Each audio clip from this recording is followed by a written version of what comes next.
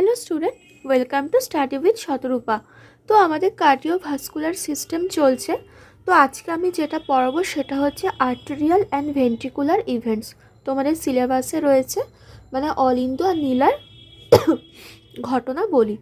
তো ক্লাসটা তোমরা শেষ অবধি দেখো, অনেক হেল্পফুল ক্লাস হতে চলেছে। আর ভালো লাগলে তোমাদের বন্ধুদের সাথে শেয়ার করে দিও। আচ্ছা, এই ইভেন্টসগুলো জানার আগে আমি একটুখানি বলে দিই কার্ডিয়াক সাইকেল ব্যাপারটা কি। আমরা প্রথম ক্লাসে পড়েছিলাম যে আমাদের পার মিনিটে কতবার হার্টবিট হয়, 72 বার। তো এই যে হার্টবিটটা তৈরি হচ্ছে, তো প্রত্যেকটা হার্টবিটে কি হয় না, কিছু পরিবর্তন দেখা যায়, ঠিক আছে? যেই পরিবর্তনগুলো তোমার পরবর্তী হার্টবিটেও ঘটে। তো এইভাবে কি হয় না, একটা হার্টবিট থেকে আরেকটা হার্টবিটে এই পরিবর্তনগুলো কি হয় না, একটা সাইক্লিক ওয়েতে ঘটতে থাকে, ঠিক আছে? তো এই পুরো প্রসেসটাকে বলা হয় কার্ডিয়াক সাইকেল। বোঝাতে পারলাম? এবার আসছি তোমার, সবার প্রথমে আসছি আর্টেরিয়াল ইভেন্ট। তো আর্টেরিয়াল ইভেন্ট মানে হচ্ছে তোমার অলিন্দের ঘটনা বলি। তো এই জিনিসটা দুটো প্রসেসে ঘটে। একটা হচ্ছে তোমার আর্টেরিয়াল সিস্টোল, আর একটা হচ্ছে আর্টেরিয়াল ডায়াস্টোল। তো আর্টেরিয়াল সিস্টোল আর ডায়াস্টোল এই দুটো প্রসেসের মধ্যে দিয়ে এই পুরো জিনিসটা ঘটছে। সিস্টোল মানে কি? সংকোচন। ডায়াস্টোল মানে হচ্ছে প্রসারণ, মানে অলিন্দের সংকোচন আর প্রসারণ। এই ঘটনা দুটোর মধ্যে দিয়ে জিনিসটা ঘটে। তো এই যে পুরো জিনিসটা যে ঘটছে, মানে অলিন্দের সংকোচন আর প্রসারণটা পুরোটা যে ঘটছে, তো এর টাইম ডিউরেশনটা হচ্ছে তোমার 0.8 সেকেন্ডের মতো, ঠিক আছে? তো কি ঘটে এখানে? সবার প্রথমে যেটা ঘটে সেটা হচ্ছে আর্টেরিয়াল সিস্টোল, মানে হচ্ছে অলিন্দের সংকোচন। কিভাবে ঘটে না, এটা হচ্ছে তোমার কার্ডিয়াক সাইকেলের হচ্ছে তোমার প্রথম দশা, ঠিক আছে? আমরা ফার্স্ট ক্লাসে এসএ নোড সম্পর্কে পড়েছিলাম না? তো এসএ নোডটা কোথায় থাকে না, আমাদের ডান অলিন্দ আর হচ্ছে উত্তরা মহাশিরার উৎপত্তি স্থলে এসএ নোডটা থাকে। তো এসএ নোড থেকে কি হয় না, রক্ত অলিন্দে যায়। তো এসএ নোড থাকার ফলে কি হয় না, অলিন্দের সংকোচনটা তোমার মানে ঘটে, ঠিক আছে? তো এবার অলিন্দের যে সংকোচন ঘটছে, এর ফলে কি হচ্ছে বলো তো, অলিন্দের মধ্যে যে চাপটা সেটা কিন্তু অনেকটা বেড়ে যায় নীলার থেকে, যার ফলে রক্ত কি হয় না, অলিন্দ থেকে নীলার দিকে যেতে থাকে। এবারে যাওয়ার পথে কি হয় না, যাওয়ার পথে কি হয় তোমার ডান দিকে, মানে অলিন্দ থেকে যখন নীলার দিকে যায় রক্তটা, তখন ডান দিকে একটা কপাটিকা থাকে যার নাম হচ্ছে তোমার ট্রাইকাসপিড, আর বাম দিকে একটা কপাটিকা থাকে যার নাম হচ্ছে বাইকাসপিড। এই কপাটিকাগুলোকে উন্মুক্ত করে দিয়ে রক্তটা কোথায় যায় না, নীলার দিকে যায়, ঠিক আছে? এটা হচ্ছে আর্টেরিয়াল সিস্টোল। ডায়াস্টোলটা কি? এই যে সংকোচনটা হয়ে গেল, এই সংকোচনের পরেই কি হয় না, তোমার ডায়াস্টোলটা ঘটে, মানে অলিন্দের প্রসারণ ঘটে। তাহলে আর্টেরিয়াল ইভেন্টটা বোঝা গেল। আমি আর একবার পুরো জিনিসটা রিপিট করছি।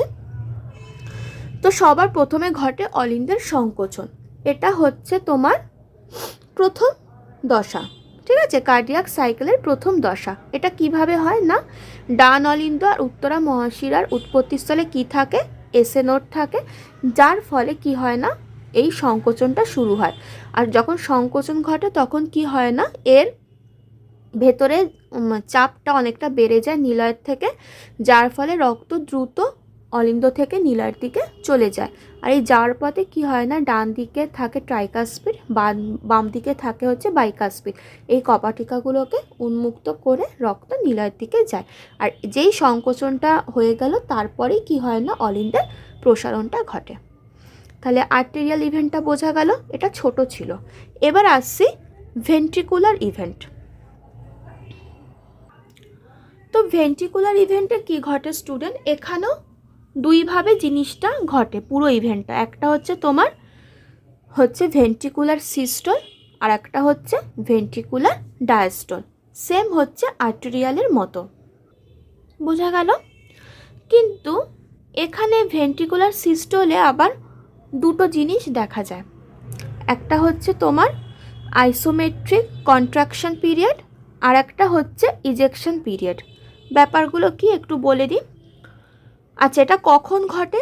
এই ভেন্ট্রিকুলার সিস্টলটা যেই তোমার আর্টেরিয়াল ডায়াস্টলটা মানে ঘটে গেল, তারপরেই তোমার ভেন্ট্রিকুলার সিস্টলটা ঘটে, ঠিক আছে? তো এই সিস্টলটা দুটো প্রসেসে ঘটে। একটা হচ্ছে কি বললাম, আইসোমেট্রিক কন্ট্রাকশন পিরিয়ড। তো এখানে কি ঘটে, এখানে হচ্ছে যেই তোমার আর্টেরিয়াল সিস্টলটা ঘটছে তারপরে কি হয় না, এই ভেন্ট্রিকুলার সিস্টলটা ঘটে। এর ফলে কি হচ্ছে না, আমরা একটু আগে কি বললাম, যখন আর্টেরিয়াল সিস্টলটা ঘটছে তখন অলিন্দের মধ্যে চাপটা নীলার থেকে অনেকটা বেড়ে যায়। ঠিক এখানে উল্টোটা হয়। এখানে কি হচ্ছে, যখন ভেন্ট্রিকুলার সিস্টলটা ঘটছে তখন তোমার নিলয়ের মধ্যে যে চাপটা থাকে সেটা কিন্তু অনেকটা বেশি হয় তোমার অলিন্দের থেকে, ঠিক আছে? তো এই যে একটা চাপের যে পার্থক্য, এই পার্থক্যের জন্য কি হয়, অলিন্দ নিলয়ের কপাটিকাগুলো সজোরে বন্ধ হয়ে যায়, বোঝা গেল? বন্ধ হওয়ার দরুন কি হয়, রক্তকে কি করে না, অলিন্দে ফিরতে বাধা দেয়, বোঝাতে পারছি? তো এই যে কপাটিকাগুলো যে সজোরে বন্ধ হয়, যার ফলে একটা ভাইব্রেশন তৈরি হয়, এই ভাইব্রেশনটাকে বলা হয় ফার্স্ট হার্ট সাউন্ড।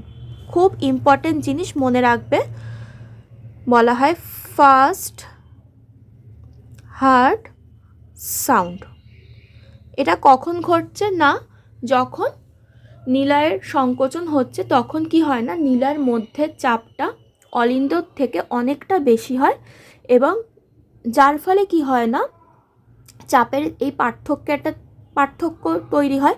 এই পার্থক্যের জন্য অলিন্দ নীলার কপাটিকাগুলো বন্ধ হয়ে যায়, আর রক্তকে কি করে না, অলিন্দে ফিরতে বাধা দেয়। তো বন্ধ হওয়ার ফলে খুব জোরে বন্ধ হয়, যার ফলে একটা ভাইব্রেশন তৈরি হয়, যেটাকে বলা হয় ফার্স্ট হার্ট সাউন্ড। বোঝাতে পারলাম? এবার কি হচ্ছে, এই সময় ধমনীর উৎপত্তি স্থলে, ধমনী মানে হচ্ছে তোমার মহাধমনী আর ফুসফুসীয় ধমনী, এই ধমনীর উৎপত্তি স্থানে কি থাকে না, একটা কপাটিকা থাকে, যাকে বলা হয় সেমিলুনার কপাটিকা, যার নাম হচ্ছে সেমিলুনার কপাটিকা। এই কপাটিকাটা কি হয় না, বন্ধ থাকার ফলে, এই কপাটিকাটা বন্ধ থাকার ফলে কি হয় না, তোমার নীলায় দুটো একটা মানে কি হয় না, বদ্ধ রক্তপূর্ণ প্রকোষ্ঠ হিসেবে সংকুচিত, কারণ ওর মধ্যে তো ব্লাড আছে, আরও সংকুচিত হচ্ছে, মানে কি রক্তটা তো ওখান থেকে তো যেতে পারছে না, না? তো ও কি তখন একটা বদ্ধ রক্তপূর্ণ প্রকোষ্ঠ হিসেবে সংকুচিত হয়। এর ফলে কি হয় না, এই সংকোচনের সময় নীলয়ের যে পেশি থাকে সেই পেশির দৈর্ঘ্যটা সমান হয়ে যায়, কিন্তু নীলয়ের মধ্যে চাপ বেশি থাকে। তো এইটাকে বলা হয় আইসোমেট্রিক কন্ট্রাকশন পিরিয়ড। বোঝাতে পারলাম? তো এটা হচ্ছে isometric contraction period. Isometric contraction period মানেটাই হচ্ছে যখন নীলয় দুটো মানে বদ্ধ রক্তপূর্ণ প্রকোষ্ঠ হিসেবে সংকুচিত হয়, তখন নীলয়ের পেশির দৈর্ঘ্যটা সমান থাকে, তো সেইটাকেই বলা হয় আইসোমেট্রিক কন্ট্রাকশন পিরিয়ড। বোঝা গেল? এবার কি হয় না, ওর মধ্যে চাপ থাকছে, এই যে এক্সট্রা যে চাপটা থাকছে সেই চাপে কি হয় না, ওই যে সেমিলুনার কপাটিকাটা আছে সেটা খুলে যায়, আর রক্তটা কি হয় না, ফটাক করে কোথায় চলে যায়, ধমনীতে চলে যায়, ঠিক আছে? এই যে ধমনীতে গিয়ে পড়ছে, এইটাকে বলা হয় ইজেকশন পিরিয়ড। বোঝাতে পারলাম? এটাকে বলা হয় ইজেকশন পিরিয়ড। তার মানে পুরো ভেন্ট্রিকুলার সিস্টলটা দুটো প্রসেসে ঘটছে, একটা হচ্ছে আইসোমেট্রিক কন্ট্রাকশন পিরিয়ড, আর একটা হচ্ছে ইজেকশন পিরিয়ড। এই যে ইজেকশনটা ঘটলো, এটা আবার দুটো প্রসেসে ঘটে। একটা হচ্ছে তোমার ম্যাক্সিমাম, একটা হচ্ছে ম্যাক্সিমাম, আর একটা হচ্ছে তোমার রিডিউসড। তো ম্যাক্সিমাম ইজেকশন পিরিয়ডটা কি, প্রথমে কি হয় না একদম দ্রুত নিক্ষেপণটা হয়, মানে দ্রুত গিয়ে পড়ছে, ঠিক আছে, একদমই খুব কম টাইমে হচ্ছে তোমার ওই ধরো মানে কি বলবো 0.11 সেকেন্ড, মানে খুব দ্রুত গিয়ে পড়ছে, তো সেটাকে বলা হচ্ছে ম্যাক্সিমাম ইজেকশন পিরিয়ড। তারপরটা কি হয় না, যেহেতু রক্তটা বেরিয়ে যাওয়ার ফলে কি চাপটা আস্তে আস্তে তোমার কমে যাচ্ছে, কমে যাওয়ার ফলে কি হয় না তারপর জিনিসটা একটু লেট করে হয়, তো সেটাকে বলা হচ্ছে রিডিউসড ইজেকশন পিরিয়ড। এর টাইমটা হচ্ছে 0.14 সেকেন্ড। বোঝা গেল? তাহলে এই হচ্ছে ভেন্ট্রিকুলার সিস্টল, বোঝাতে পারলাম। এবার আসছে ভেন্ট্রিকুলার ডায়াস্টল, মানে হচ্ছে নিলয় প্রসারণ। এবার এই ভেন্ট্রিকুলার ডায়াস্টলটা কখন হয়, ঠিক যখন সংকোচনটা হয়ে গেল, নিলয়ের সংকোচনটা হয়ে গেল, রক্ত কোথায় চলে এলো, ধমনীতে চলে এলো, চাপ কমে গেল, ঠিক তারপরে কি হয় না এই ভেন্ট্রিকুলার ডায়াস্টলটা ঘটে। তো এখানেও কিছু ছোট ছোট স্টেপ আছে যার মধ্যে দিয়ে পুরো জিনিসটা ঘটে। যেরকম ফার্স্ট যেটা ঘটে সেটা হচ্ছে proto diastolic period. Proto diastolic period, ঠিক আছে, পিরিয়ড।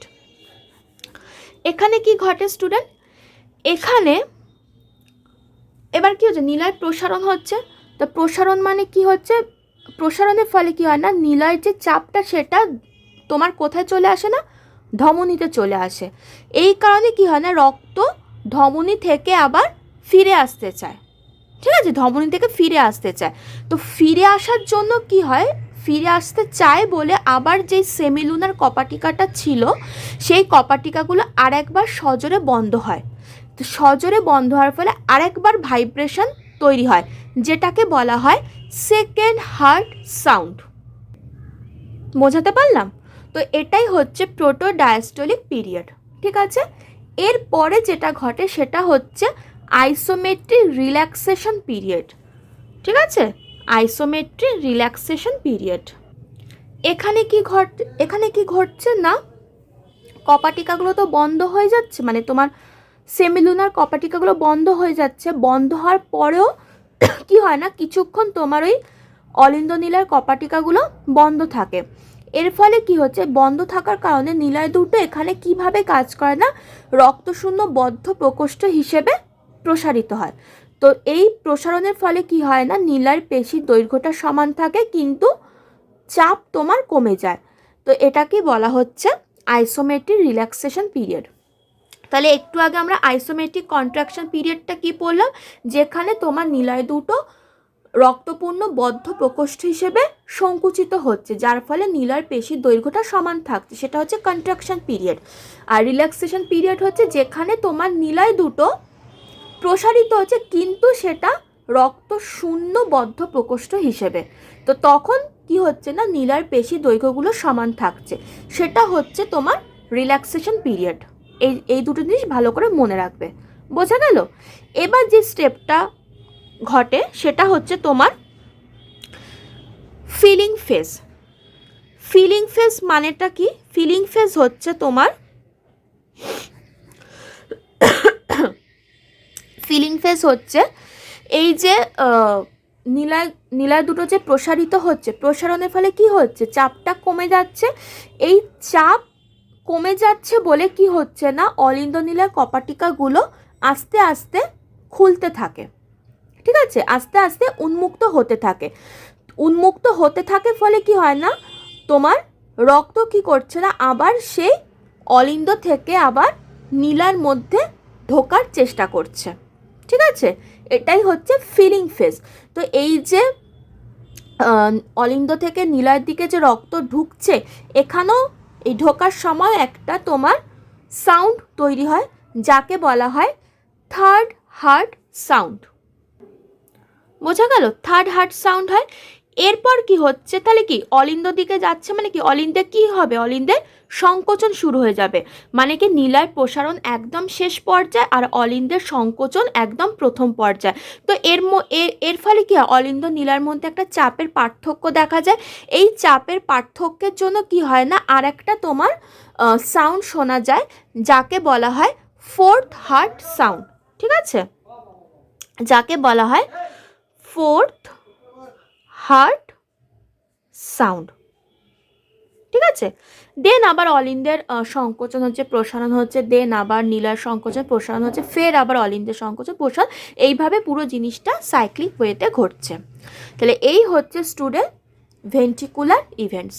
তো এই হচ্ছে স্টুডেন্ট আর্টেরিয়াল আর ভেন্ট্রিকুলার ইভেন্ট। যদি ক্লাসটা ভালো লাগে লাইক করে দেবে, শেয়ার করে দেবে, নতুন হলে চ্যানেলটাকে সাবস্ক্রাইব করে দেবে। আর আজকে আমি যেগুলো মানে পড়ালাম সেগুলো অবশ্যই তোমরা খাতায় নোট করে নেবে, তাহলে সুবিধা হবে। চেষ্টা করলাম সহজ করে বোঝানোর, আমি যেভাবে বুঝেছি জিনিসগুলো আমি চেষ্টা করি সেইভাবেই তোমাদেরকে বোঝানো যাতে ইজি লাগে। তো মুখস্থ করবে না, চেষ্টা করবে বোঝার, তাহলে কনসেপ্টটা ক্লিয়ার হবে। তো চলো, আর ডেসক্রিপশন বক্সে আমার ফেসবুক পেজের লিঙ্ক থাকবে, ইচ্ছা হলে পেজটাকে ফলো করতে পারো, লাইক করতে পারো। তো চলো আজকে তাহলে এত অবধি থাকলো, নেক্সট ক্লাসে খুব তাড়াতাড়ি দেখা হচ্ছে। সবাই ভালো থেকো, সুস্থ থেকো, টাটা।